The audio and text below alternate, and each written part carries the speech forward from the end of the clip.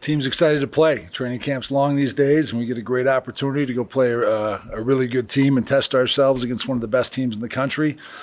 Players are very excited to play. This is a historic, stadium to play in. I was lucky to be there a couple times when I was at Wisconsin as a player and graduate assistant. Great atmosphere for football.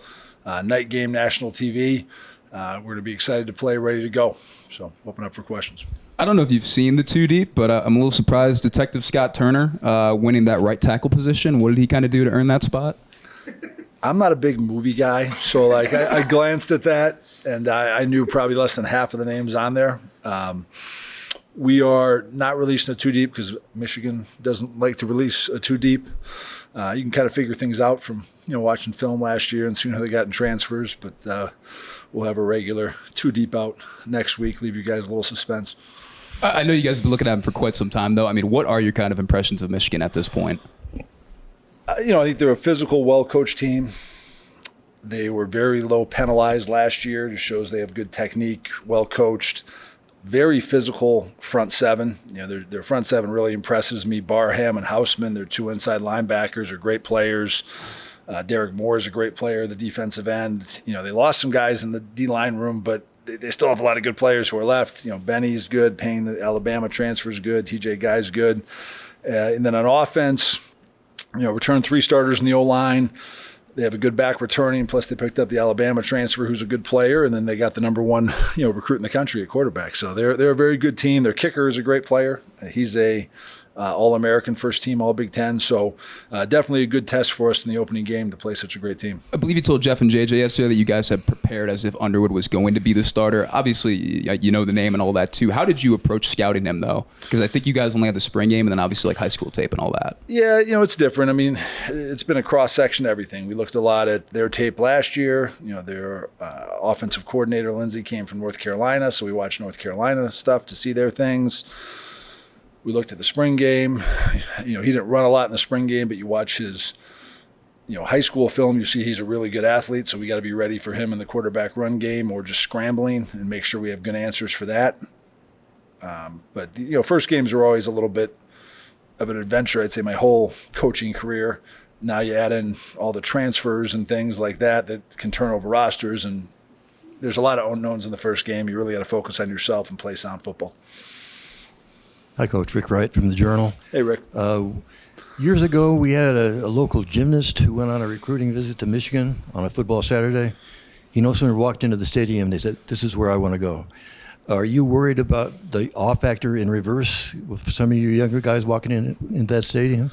You know what? We've talked about it to prepare them. We're going to go to the stadium the day before, which we will not always do, just to try to get a little of the awe factor in there. A lot of the guys like to get their phone out and put something on Instagram or something when they're in a place like that. I'd rather get that out of the way the day before rather than the day of the game.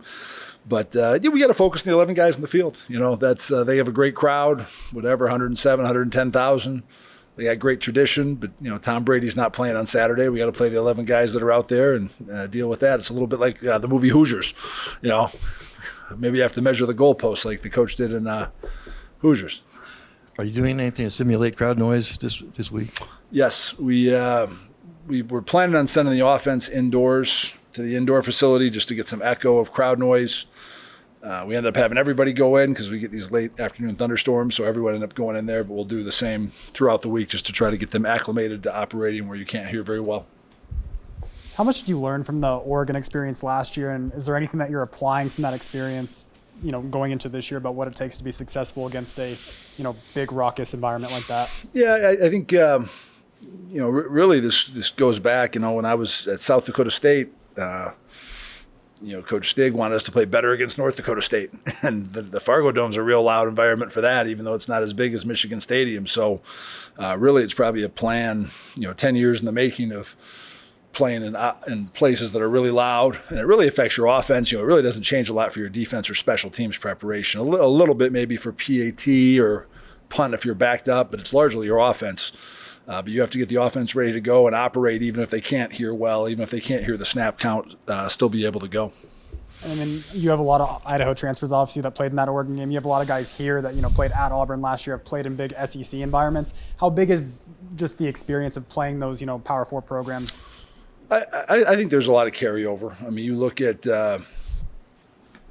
majority of our team has probably played that. Mook, our starting left guard, he was at Mercer last year. They played Alabama in November. So, Neville Brown was at Alabama A&M. They played Auburn, last year. So a majority of our guys have played in those environments, and I do think there's carryover. Obviously, some are louder than others, and some sell out more than others. But I definitely think there's carryover of having played in that environment, and you got to focus on what you can control and things like that. A night game usually is a little louder crowd. They have a little bit more time to fuel themselves for crowd noise, but should be a good atmosphere. Coach Underwood's, if you believe the reports, his NIL deal is worth $12.5 million, which could break the bank for a few schools out there. But he just turned 18. He's the quarterback of a top 25 team. He's playing in front of 110,000 people, playing on national TV. Is there anything you can do to maybe exploit the fact that this kid's he may be nervous on some level? Yeah, I mean, obviously that's quite the investment, they've made. I mean, that's, probably more than our all of our players, myself, and all of our assistant coaches together when you talk about $12 million. So he's a very good player, and obviously you never know. Some young ones are pretty good. Michael Jordan and LeBron James are pretty damn good when they were 18 years old. So I definitely don't want to take him lightly. I'd probably rather. Last year he coached against Dylan Gabriel, who was like a fifth-year senior and had started 50 games. So I'd probably rather take a guy in his first start versus a guy who started 50 games. But we certainly can't take this guy lightly. I mean, they're paying him all that money for a reason. He was the number one player in the country for a reason, and we better be ready to go against him. He'll be motivated to prove them right that they gave him all that money for good reason. So, Coach, you mentioned earlier a challenge no matter where you're at of playing the first game of the year as a new coach. And just thinking, like when you got the job to right now, you knew you were playing Michigan, obviously, when you got the job. And all things being equal, you had to put together a coaching staff and a roster and all those kind of things. As you sit here a couple of days away from playing that Michigan game, you've been pretty pleased overall with with how far you've come? Yeah, I'm very pleased with where we're at, and it's you're anxious to test yourself now because it's crazy in football. You get hired I think like December 14th and 15th, and now it's been a lot of months, 8-9 months almost, and haven't got to play a game yet. And you really, that's the best way to gauge yourself is when you play somebody on the outside. I think football is just an innately tough game to judge that way with your offense versus your defense. I think anytime you have a good day on one side of the ball in camp, you kind of question, well, is that because that side of the ball is really good or the other side's awful? So you never really know. But you find out when you start playing other people. So I think we're ready. I think we're anxious to test ourselves. I think it's going to be a process. We got to keep developing and getting better. Again, I hope that our first game in the 26th season, we're a lot better than where we are right now. And I hope our first game in the 27th season, we're a lot better than we are then. So it's a process, but I think we're ready to go and play somebody else. And I think this will be a fun environment for our players to go play in front of that crowd. And I told our players, guys who want to play in the NFL on our team, this is going to be the first game the NFL scouts want to watch and evaluate you. So you really truly have an opportunity to go play your ass off and turn it loose. And this is probably not the first game that the NFL scouts are going to flip on for the Michigan guys. So that might be one of those innate advantages we have in a game as an underdog, that we can go play our tail off. And the game, we probably have a little bit more to gain on Saturday than they do. And Coach, how important is it for your players to kind of remain free in that sense and not let those thoughts creep into their mind? I think you got to play very confident when you're in this environment. I think you have to focus on the stuff that you can control. They got a lot of great players. There's going to be some times where they win some one-on-one battles. Whether it be one of their backs or receivers breaking a tackle, or a D lineman having a good rush on one of our O linemen, and we can't lose our confidence. We can't abandon our technique if that happens. We got to keep fighting. We got to focus on doing our job, playing hard as hell, focusing on our techniques, and staying positive with each other. On the sideline, and just keep battling. You got to be very resilient, and you can't beat yourselves in these games. They're good enough to beat you even if you play really well. We got to focus on making sure we execute and don't help them by foolish, self-inflicted errors. And what would you say, from your perspective, is probably the most difficult thing about walking into a hostile environment at a P4 school like that, especially to open the season? Well, two things. I think just a hostile environment. I think dealing with the noise on offense, because most hostile environments make the most noise when you have the ball. So your communication on offense is the biggest challenge. And then, when you play a team that's, Michigan's one of the blue bloods of the country, probably, one of the top 10 programs in the country year in and year out. I know they're not ranked quite that high this year, but, they're very talented. They're big, they're fast, they're strong across every position. We're going to have to be very selective to try to get some good one-on-one battles for us. A lot of those one-on-one battles are probably not great matchups for us, but we got to hang in there with those, and then try to manipulate some where we can get some of our best players and some of their worst to have a few opportunities to get some big plays out of there. But so kind of a two-pronged thing. Now, you usually will probably never play a team like Michigan anywhere else but on the road, so they kind of combine in a game like this. There were some growing pains for the offense throughout camp. So how would you assess how that group is heading into game week? I like where the offense is at. I think, things are always a little tricky during camp because you're not tackling a ton. And really good offenses have a lot of players who break tackles. So there's a lot of times where you might be blowing a play dead in practice, but really good running backs don't always get tackled when it looks like they're going to get tackled. And even when we went live, we didn't want to give some of our best backs a ton of carries to get tackled for risk of injury.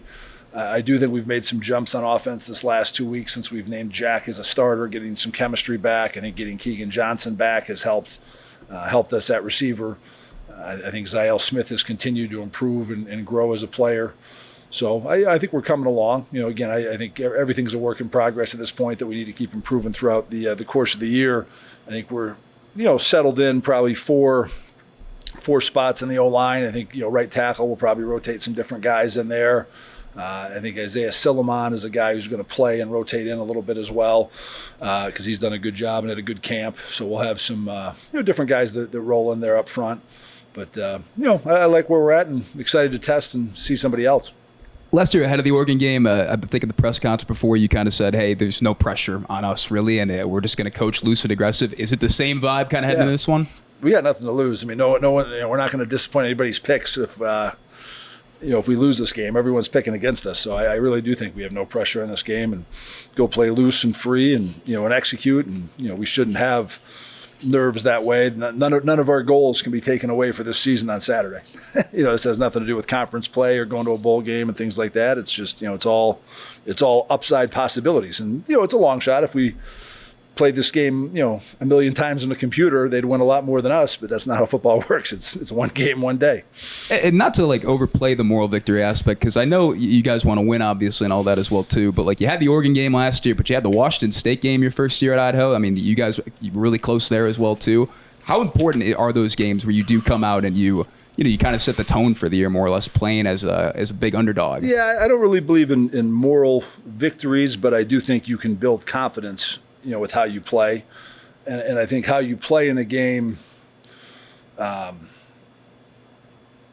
also set precedents for later or something to build upon. Again, if we lose a game just because they make a lot of freakish one-on-one plays because they're a bunch of five-star recruits and are first-round draft picks and are extremely talented, that shapes up pretty well for us down the road because it's rare for a Mountain West team to have one first-round pick. Boise had one last year, and I think that was the first one in a few years. So, but if we lose a game because we have a bunch of busts where we're turning guys loose in protection, we're not lining up to formations and have no one in gaps, and we're leaving big runs, I mean, that's stuff that can get you beat, if you're playing a Division III team. So I do think how you go about your business in the game and how, the process of how things happen more so than just the outcomes can affect later in the season. And that's what I want to see from our team. I want to see us play really, really hard, and I want to see us play sound, where we're not having self-inflicted errors in the game, because that's stuff that'll carry over even if it's not a good enough effort to beat a Michigan team. Could probably beat some other teams in our conference and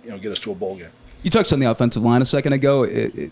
How often have you gone into a season where it isn't a firm set starting five? You're kind of rotating guys in for the early part of the schedule. I like to play a lot of guys, just because I think one thing I've learned in coaching is if you just play your starters all the time, or 85, 90% of the time, well, now if you have a starter go down week 7 or 8, and now you have a big conference game and you're plugging in somebody who really has never played, I think that's a problem. So I want to play a lot of guys, and I like to have rotations. I think linemen early in the season especially can get tired. I mean, football shape is tough to you always work your way into, because you're not in practices. We're not having 70 snaps, and then a lot of times your first games you do have 70 snaps, and I've just always seen that teams frequently get a little more tired in their first game. So I like to rotate. Want to keep our defense fresh. I think playing hard is so important that I'd rather have a backup in playing maximum effort than a starter in there playing at 90% effort. So I'm not too worried about it. And again, I frequently in my career have played 6-7 linemen and rotated them in. I know we don't have the proper 2 deep right now, and maybe we'll have to wait for this one, but is the punting competition resolved? Have you guys figured out who's going to be the number one there? We're getting close, but haven't fully resolved. I think both guys have done a good job during camp, and really feel confident in either of those guys. They could be ready to go. I haven't checked in on this in a while. I'm assuming, obviously, he's probably not going to be with the team for the first game. Darren Agu, do you have an update on him? Getting close. I don't understand all these processes, but I think he's getting closer. He paid some fee he had to pay, and now he's got to get the visa added to his passport, and hopefully the next week he'll be here. I thought you meant getting close, like physically. No, he's not. He's not taking a boat. He's still in London, but he's had some movement with the consulate or the embassy or whoever it is, and he's making progress towards the process. For a long time, there was no process, so it's good to at least have something. Coach, how excited are you to see your running backs in this environment and your tight ends? Well, I'm excited. I think you need your best players to show up, and again, I believe we have some power 4 type players in this team, and this is how you prove you're a power 4 type player. You're not going to prove that in Mountain West Conference games, but I look back at our Oregon game last year. Our starting corner just got his black shirt at Nebraska. Is going to start at Nebraska. I mean, he proved in that game he's a power 4 player. You had a D lineman at Wake Forest who proved he was a power 4 player in that game. There's a number of examples of that. Both of the receivers who started for us in that game are power 4 players. So I think our running backs, we have some power 4 players in that group, and we need them to play like I think they're capable of on Saturday. I think we have some really good tight ends that need to show up. I think Keegan Johnson has been a good player in the power 4. He needs to show up. So certainly we're counting on our very best players. We need those guys to bring their A game, if you will. Coach, I'm curious about the scientific method behind choosing which uniforms you're going to wear on Saturday. I know you can't wear the turquoise jerseys everyone probably wants to see, but have you decided what kits you want to wear, and who decides that? I usually talk to the players because they like, gives them some ownership and everything. So we have to wear white jerseys because they're wearing dark. I think we're going to go all white helmets, white jersey, white pants, and I usually let the captains pick that, though I'm pretty superstitious. If we beat Michigan, we'll probably wear those all whites again the next road game. So Natalie's going to kill you for ruining the reveal. I didn't know there was a big reveal. Have you guys made any decisions on who, if any, players you're going to redshirt at this point? No, we really, with the current rules, we really don't start thinking about that hard until a guy gets to 3 or 4 games, because you can play in 4 games. So, and I want to push to play everybody. I think you look at even traditionally in college football, there hasn't been a ton of guys who always make it 5 years at a place. Now with the transfer portal, it's even less. So, if I think a guy can help us win, I want to play him. And so we got to keep pushing those guys. I think, guys who will definitely, absolutely play in this game, Ziel. And then I'd say, guys who have an opportunity to play in this game, maybe Jamar Tassi, maybe Jamir Torres, C.J. McBean is going to be on the trip. I don't know if he'd probably be a little bit more unlikely to play. Obviously, you guys have, throughout camp, you battled wide receiver injuries and all that, too. How do you feel about the health of that room heading into this game? I wish we were a little healthier. I don't think, we probably have a true, too deep. I think you might see us only go about four receivers playing in the game if things can go well and we can stay healthy. So, we got some guys we're hoping to get back, soon. We haven't had any season-ending injuries, but I think it's encouraging. We got Keegan back, who I think was our number 1 out of spring, and then Ziel's continued to get better and better. So I think he's had a heck of a camp and expecting big things about him. And Buckley's had a really good training camp. So I think those 3 guys will probably see the most of on Saturday. Last one from me, and it's never fair to do one-to-one comparisons and all that. I'm not saying it's ever truly daunting, but does it feel more daunting having to go to the big house and play compared to going to Autzen and playing Oregon? No, I mean Autzen's very, very loud. We probably were not quite as talented. We only had 63 scholarships at Idaho. We got 85 now. We have some NIL money and not any NIL money with that. So I wouldn't say it's more daunting. There's going to be more people there certainly than Oregon, but the acoustics of how the Oregon Stadium is, it's very, very loud venue. Probably one of the. And again, I haven't been to Michigan in 25 years, so maybe it's gotten a lot louder. But my memories of the two places, Oregon's a little louder, even though it's less people, and they're both very good teams. Neither of them is easy, but I wouldn't say this feels more daunting. Rob, you got a question? Portnoy, let me run back there, Robert. You're kind of double dipping because you can ask questions tonight too. This is a follow-up on something that you talked about in our TV show, which will air on Wednesday night. You mentioned the new landscape, and it's somewhat not so much building a program anymore as it is building a team each year. And this is especially so with 75 new players. So the uniqueness of that challenge and trying to hit the ground running in the first season, how tough is that, and how has it gone in the preparation from December to now? I think it's going well. I think it's something that certainly has changed in college football. I don't think it'll be to the point of 70 players on a year where there's not a head coaching transition, but I think there certainly can still be. I wouldn't be surprised if we have 50 new players next year on this team. You really have to devote extra time to it. You got to invest in those relationships. You got to really schedule some time for that. I think we're going to do some time this week and have a half an hour where we break into small groups and have some non-football meetings just to continue to grow it.